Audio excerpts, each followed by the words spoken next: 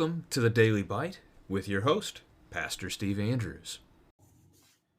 Today we continue the miscellaneous laws for the people of Israel in Exodus chapter 23. You shall not spread a false report. You shall not join hands with a wicked man to be a malicious witness. You shall not fall in line with the many to do evil, nor shall you bear witness in a lawsuit siding with the many, so as to pervert justice, nor shall you be partial to a poor man in his lawsuit. If you meet your enemy's ox or his donkey going astray, you shall bring it back to him. If you see the donkey of one who hates you lying down under its burden, you shall refrain from leaving him with it. You shall rescue it with him. You shall not pervert the justice due to your poor in his lawsuit. Keep far from a false charge, and do not kill the innocent and righteous, for I will not acquit the wicked. And you shall take no bribe, for a bribe blinds the clear-sighted and subverts the cause of those who are in the right. You shall not oppress a sojourner. You know the heart of a sojourner, for you were sojourners in the land of Egypt. For 6 years you shall sow your land and gather in its yield. But the 7th year you shall let it rest and lie fallow, that the poor of your people may eat, and what they leave the beasts of the field may eat. You shall do likewise with your vineyard and with your olive orchard. 6 days you shall do your work, but on the 7th day you shall rest, that your ox and your donkey may have rest, and the son of your servant woman and the alien may be refreshed. Pay attention to all that I have said to you, and make no mention of the names of other gods, nor let it be heard on your lips. 3 times in the year you shall keep a feast to me. You shall keep the feast of unleavened bread. As I commanded you, you shall eat unleavened bread for 7 days at the appointed time in the month of Abib, for in it you came out of Egypt. None shall appear before me empty-handed. You shall keep the feast of harvest, of the first fruits of your labor, of what you sow in the field. You shall keep the feast of ingathering at the end of the year, when you gather in from the field the fruit of your labor. 3 times in the year shall all your males appear before the Lord Yahweh. You shall not offer the blood of my sacrifice with anything leavened, or let the fat of my feast remain until the morning. The best of the first fruits of your ground you shall bring into the house of Yahweh your God. And you shall not boil a young goat in its mother's milk. Behold, I send an angel before you, to guard you on the way and to bring you to the place that I have prepared. Pay careful attention to him and obey his voice. Do not rebel against him, for he will not pardon your transgression, for my name is in him. But if you carefully obey his voice, and do all that I say, then I will be an enemy to your enemies, and an adversary to your adversaries. When my angel goes before you and brings you to the Amorites and the Hittites and the Perizzites and the Canaanites, the Hivites and the Jebusites, and I blot them out, you shall not bow down to their gods nor serve them, nor do as they do, but you shall utterly overthrow them and break their pillars in pieces. You shall serve Yahweh your God, and he will bless your bread and your water, and I will take sickness away from among you. None shall miscarry or be barren in your land. I will fulfill the number of your days. I will send my terror before you, and will throw into confusion all the people against whom you shall come, and I will make all your enemies turn their backs to you. And I will send hornets before you, which shall drive out the Hivites, the Canaanites, and the Hittites from before you. I will not drive them out before you in 1 year, lest the land become desolate and the wild beasts multiply against you. Little by little I will drive them out before you until you have increased and possessed the land. And I will set your border from the Red Sea to the Sea of the Philistines, and from the wilderness to the Euphrates. For I will give the inhabitants of the land into your hand, and you shall drive them out before you. You shall make no covenant with them and their gods. They shall not dwell in your land, lest they make you sin against me. For if you serve their gods, it will surely be a snare to you. This is the word of the Lord.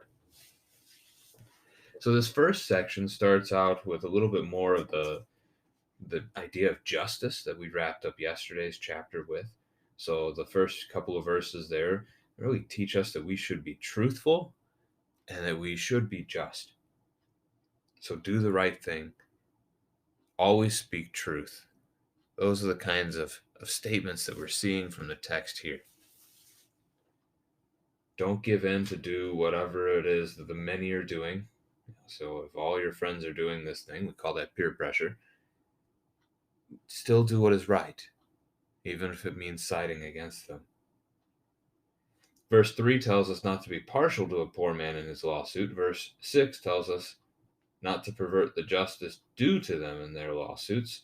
So we see both ends of the spectrum there, the opposites. Instead, do what is just. If the poor man in his lawsuit is correct, then rule in his favor. If he is wrong, then rule against him. Be true, be righteous, be just.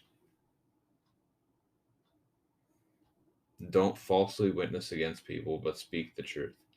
Verse 4 and 5, if you can help another person, even your enemy, you are called to do it.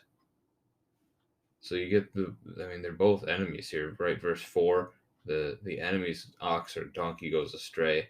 Verse 5, the donkey of someone who hates you is hurting, suffering. What do? You help these animals, and by extension, you help your neighbor. This is what we're called to do. We're called to care for God's creation. It doesn't matter if they like us or not. It doesn't matter if they want to have a restored relationship with us or not. We've been called to care. Verse 7 keeps us going, this idea of justice and truth. Avoid false charges. So again, don't lie, but speak the truth always. Now, this phrase, do not kill the innocent and righteous, ask your children who that describes. In the New Testament, we'll read, none is righteous, no, not one, from Paul in Romans chapter 3. We are not innocent. We are all guilty of our sins. There's only one man who was ever innocent and righteous. That is Jesus. Now, for the sake of justice, we can talk about innocent in the light of someone who has not committed the crime that perhaps is being accused of them. So this man stole my ox when he didn't steal your ox. Well, be just. Treat that man rightly.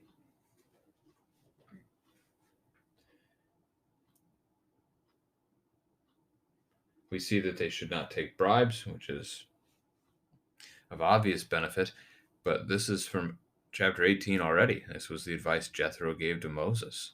When you pick out men to be these judges over the peoples, make sure they're not given to bribes. Make sure they hate bribes so that you can know that justice is true. The next section gets into the idea of trusting God and the different celebrations of festivals and Sabbath to the Lord. And so the first part actually is new information.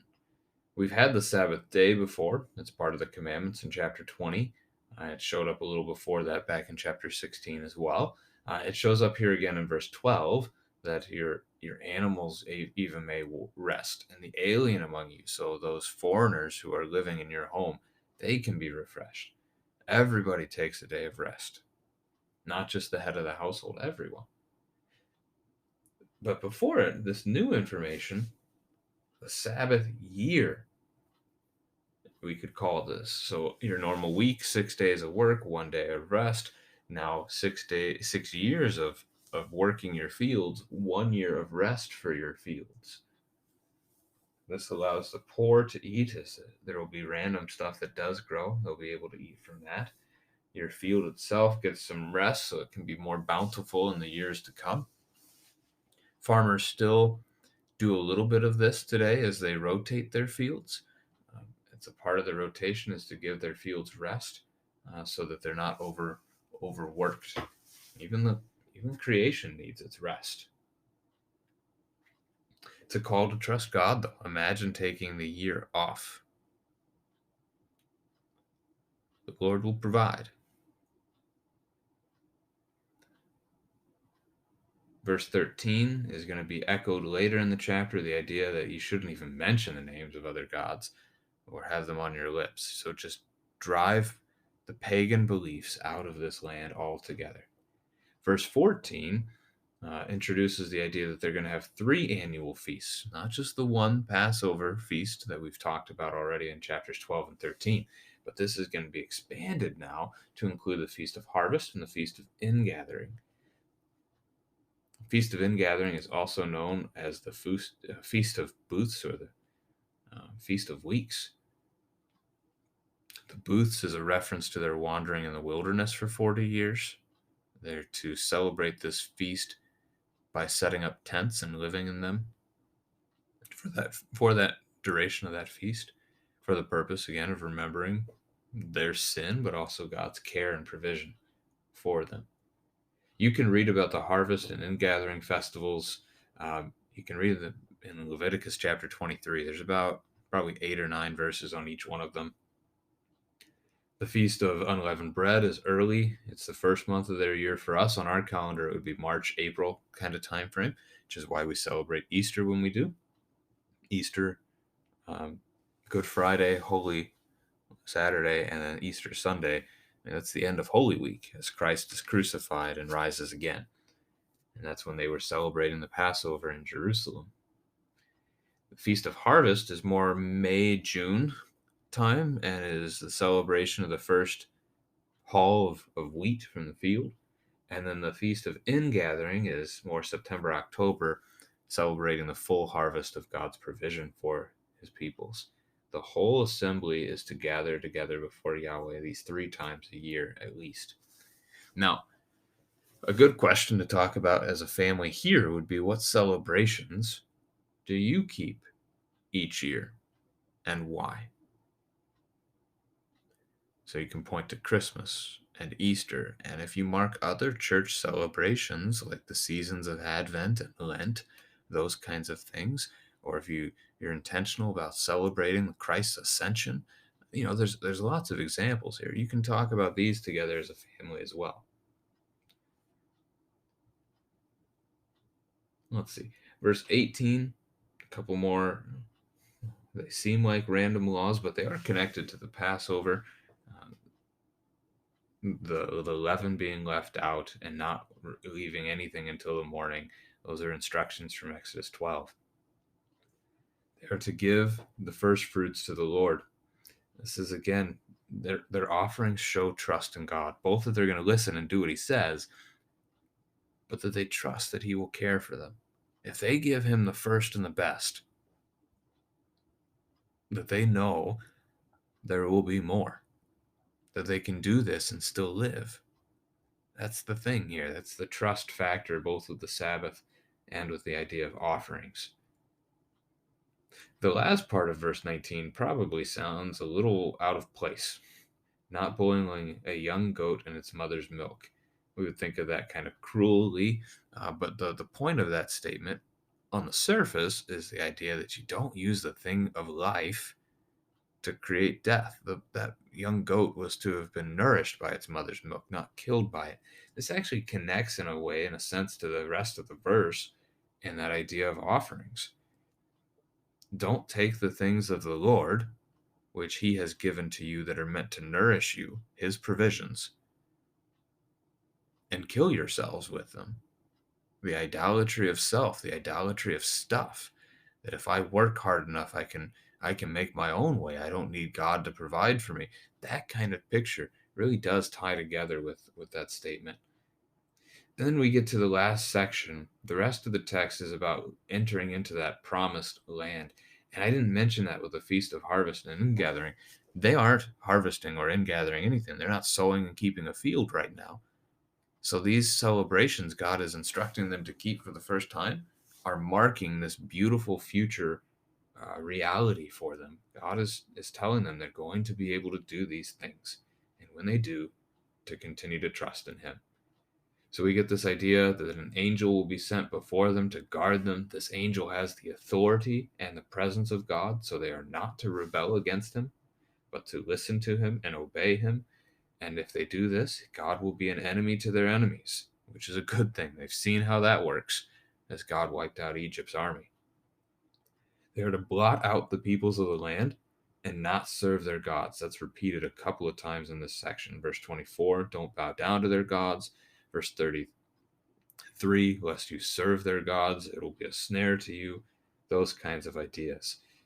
They are to drive out the pagans entirely so that they're not tempted into these sinful idolatries, which we're going to see they don't end up doing this well, and they fall to the false gods, just as God here suggests would happen if they didn't listen to him.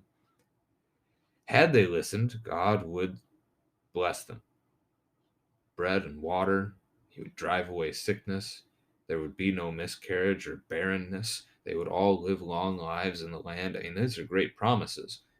And instead, God would confuse their enemies. He would even attack their enemies before them and drive them from the land. Although slowly, giving Israel the time to continue to flourish as a nation, as a people, and spread across that land and care for it. It's the fulfillment of the Genesis 1:28 word of God. Be fruitful and multiply, fill the earth and subdue it. That's what God is giving them to do, and he's going to assist them in doing so. So that's our text for today. And tomorrow we get a little bit of a covenant picture, which is good language to have.